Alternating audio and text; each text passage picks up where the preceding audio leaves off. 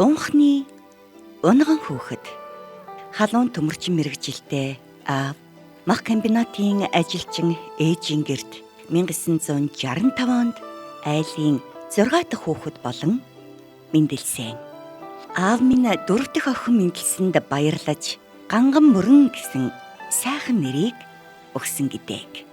Миний аав дамжлага баазад гагнуурчин мэрэгчлэр ажиллаж байсан ч 7 хүүхдээ хүний дайтай олонний жишг явуулах гэж ажлын бус үедээ илүү цагаар хөдөлмөрлөдөг байсныг нь би тод сандаг юм.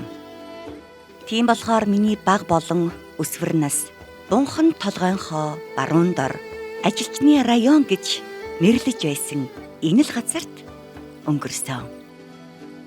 За яг одоо би өөрөө анх хүн болж энэ төрсөн гашааныхаа үүдэн дээрээ зогсож байна. Тэгээд яг энэ газар би төрсөн, энд одоо өссөн. Энэ одоо миний хүний амьдралын бүхэл юм байдаг бол одоо яг л энэ орчин, энэ байгаль, энэ газар бол миний бүхэл юм байгаа. Тэгээд эндээс нь миний өнөөдөр сайн сайхан яваа амьдралын чанар маань одоо энэ л одоо бий болсон. Тэгээд яг энэ гашаанд бол их үедэл бид одоо ажилчдын дамжлага баазын ажилчдын нийтийн байр байсан байгаа. Тэгээд энэ чинь одоо ахаа нэгээр ингээл гашаанууд байгаа боловч бид нар яг өсч байгаа үед бид нийтийн гашаатай байдаг гэсэн. Тэгээд өвлийн цагт энэ гашааг чинь бүр давчсан том их цас орноо. Тэгээ энэ дээр чинь бид хичээлээд харж ирэл нэ борцог эзчгээд л бүгдээрээ гараад энэгээр гулгаа тоглолцох нь зуны сайхан дэлгэр цагт нь бид энэгээр сакс улбаа тоглоод лаптуу янз бүрийн хүүхдийн тоглоод гүйдэг байлаа үеийнхээ нөхдөдтэй. Тэгээ энэ чинь их гоё зуны цагт таана хүмүүс их өнөртнэ. Тэгээ таан хүмүүстээ бид чинь таан түүгээд л энэ гашаандаа бүгдээрээ түүгээд дараад л суудаг. Ухаан орох цагаас аав ээж хоёр маань социализмын материал техникийн бааз байгуулах үйлсийн төлөө эцэж цуцгаа мэдэхгүй хөдөлмөрлөж явсан нь бидэнд хожим дуурай болж хүн ажиллаж байж амжилтанд хүрдгийн жинхэнэ бодит үлгэр жишээ болсон гэж боддог. Ээж минь цөөн үгээр гүн утгатай үгийг хэлдэг байсан нь одоо ч бидний амьдралын мөрдлөг зарчим болсоор ирсэн. Юмд чин сэтгэлээсээ хандах, амьдралд зоригтой байхыг ээж минь л бидэнд ухааруулсан.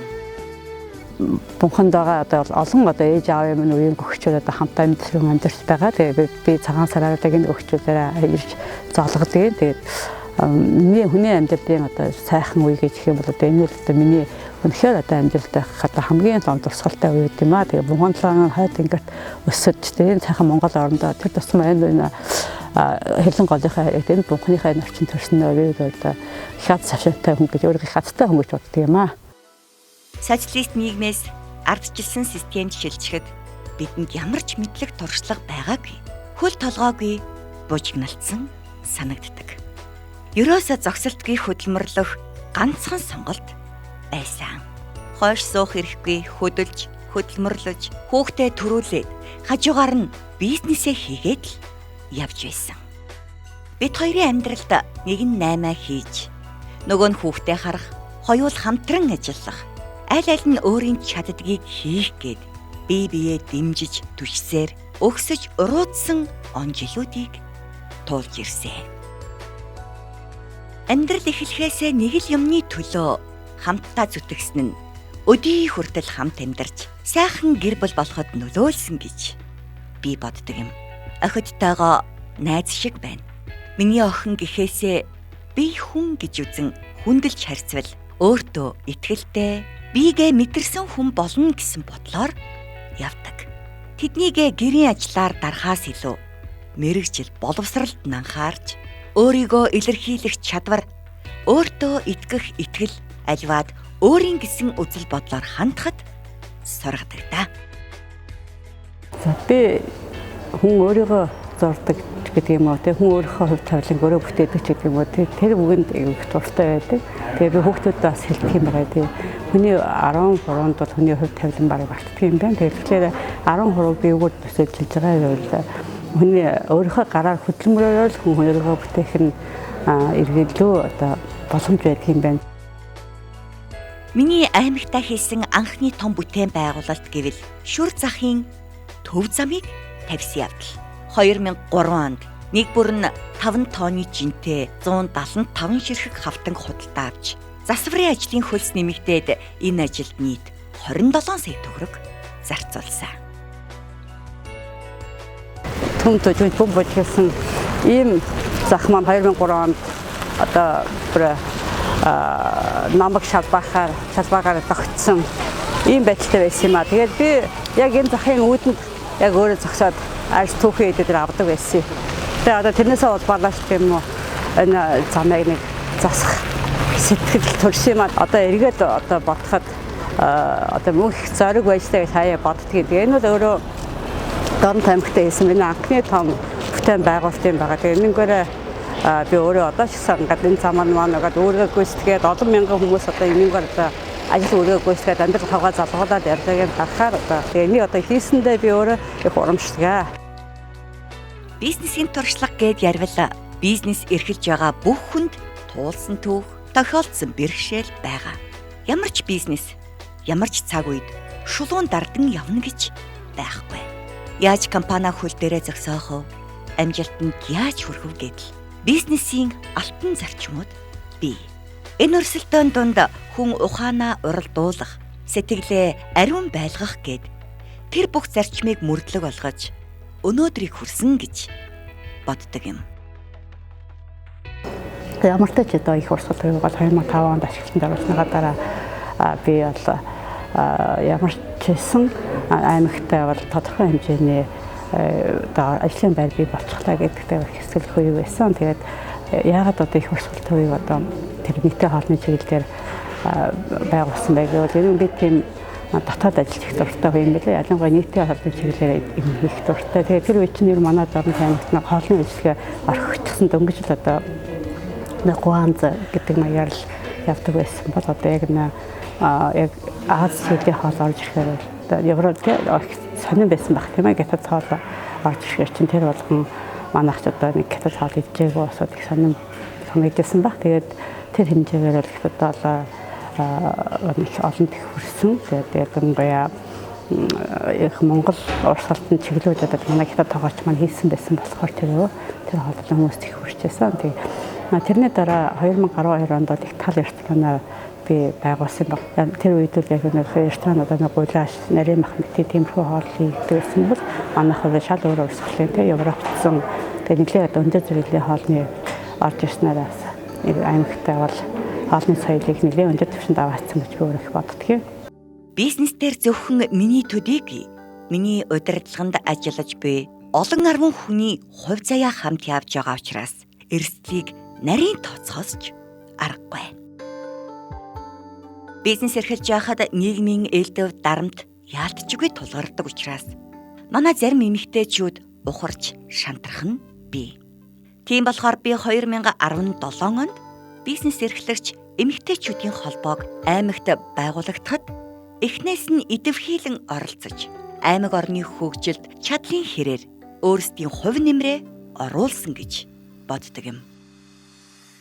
Би одоо бизнес эрхлээд 12 жил болж байна. Тэгээ 12 жилийн хугацаанд бас л зарим өдрүүд бизнес эрхлээд бол амаргүй хэцүү. Тэгэхээр одоо тийм үеүүдэд маань бас сайн аргатай сайн зөвлөгч болж ирсэн учраас энэ үнийг бол сонгоход миний хувьд одоо сонголтоо бол ингэж хийх нь зөв юм аа гэж бодож бусдыг одоо бусад найз нөхөд таньдаг хүмүүсээ тий сонгогчдыг бол уриалж байна. Хүүхнүүд нийлж нэгдэж чадвал ямар ч ажлын ард гарч чаддгийг мэдрүүлэхийг зарьсан хэрэг. Өнгөрсөн оны 11-р сард Монголын эмэгтэйчүүдийн холбооны Дорнод аймгийн салбар зөвлөлийн баг хурлаас тэргүүлэгчээр сонгогдлоо. Хувийн ажил, амьдрал тэгшрээд ирэхээр хувь хүний нийгэмд оролцох оролцоо аяндаа сэргээд ирдэг шиг санагддаг. Улс төрч тэр, бизнестэйч тэр эмэгтэйчүүд илүү манлайлах хандлага өсөж байна. Тийм болохоор аймгийнхаа салбар зөвлөлийн удирдах төвшөнд ажиллаад үзье гэж би шийдсэн. Олон талаасаа бид нэгдэж, олуулаа тасралтгүй ажиллах ёстой юм. Хийх ажил бидэнд үнэхээр их байна. За ганган мөрөн бол одоо Дорнод аймагта танигдсан ийм эмэгтэй. Тэгэхээр нутаг орныхон хөгжилд бол асар их зүйлийг хийж бүтээх чадах тийм эмэгтэй гэж би өөрөө итгэж явдаг. Тэр итгэлийгч одоо тэр хүн дааж ажиллах байхаа гэж ингэж бодож байгаа. За орон нутгийн одоо тулгамдсан асуудлыг зөв шийдвэр гаргахад эмэгтэй хүний зөөлөн бодлого хамгийн чухал. Тэгэхээр энэ зөөлөн бодлогыг бол ганган мөрөн хийж үл чадна. Тэрийг ажил хэрэгч болгож эхчүүд эмэгтэйчүүдийн төлөө бол зүтгэж явах эмэгтэй гэж бол ингэж итгэж байгаа. Сул дараа унжгар байдлыг би ерөөсөө төвчдөггүй. Аль болох хүмүүсийн дунд орох дуртай. Тэгэхлээр би өөрийгөө дотогшоо чимээлсэн биш, гадагшаа тэмүүлэлтэй хүн гэж ойлгодог. Ажилдаа үрдээд жаахан ядраад ирэхийн үед сайхан үнэр амттай цай угаад найзуудтайгаа ярьж хөөрөхөд сэтгэл аяндаа сэргээд хийж бүтээх урам зориг орно. Найзуудтайгаа уулзахаараа зүгээр нэг ойр зуурын буу халж цаг нөхцөөх биш. Сонссон дуулснаа хуваалцаж, чадахын хэрээр бие биедээ туслаж, шин санаа, урам зориг тэднээсээ авна. Талын шилтгэн хотхон сүндэрлснээр 250 айл шин суудтай болж олон залуу гэр бүлийн гал голомтыг бадраасан гэд бодоход хүний амьдралын том хэрэгцээ шаардлагыг хангаж яваадаа сэтгэл өөдрөг сайхан байдаг юм. Манай компани жилд 160 сая төгрөгийг улсын төсөвт төвлөрүүлснээр хувийн хэвшлийнхэн бид төрийн ачаанаас үүрэлцэж ирэв. Мэдээж бас л тэр 10 дугаар байртай тал газар анхаарч л одоо тэрийг бий болгож яхад бид тэр тийм хөрөнгөтэй байгаагүй, тийм машин техник байгаагүй. Гэхдээ биднээс өнөө тэрийг хийн гэсэн тийм хүсэл их байсан. Хийхэд алтан гарна гэсэн бол бас зорилго байсан болохоор нэг их актер хэцүү санагдж байгаагүй. Би гэдэг хүн гандангаар эргэлтэхээс илүүтэй бусдад муу юм хийхгүй. Сэтгэлд ямагт сайхныг санаж чадах юмараа хүмүүст тусалж чадвал буян гэж боддог.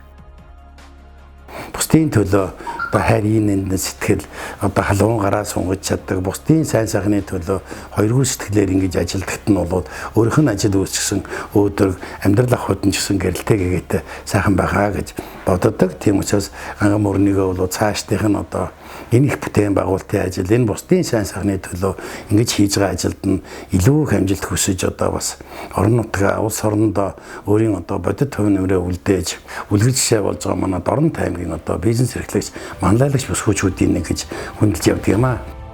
Нэгэнтэл энэ ертөнцид хүн болж төрсөн учраас надад өөрийн гэсэн амьдралын зорилго үлдээх улмөр байгаасай гэж хүссэн учраас бунхнаа хөгжүүлэе гэсэн бодолтойж аймгийн иргэдийн төлөөлөгчдийн хуралд нэр дэвшиж байна.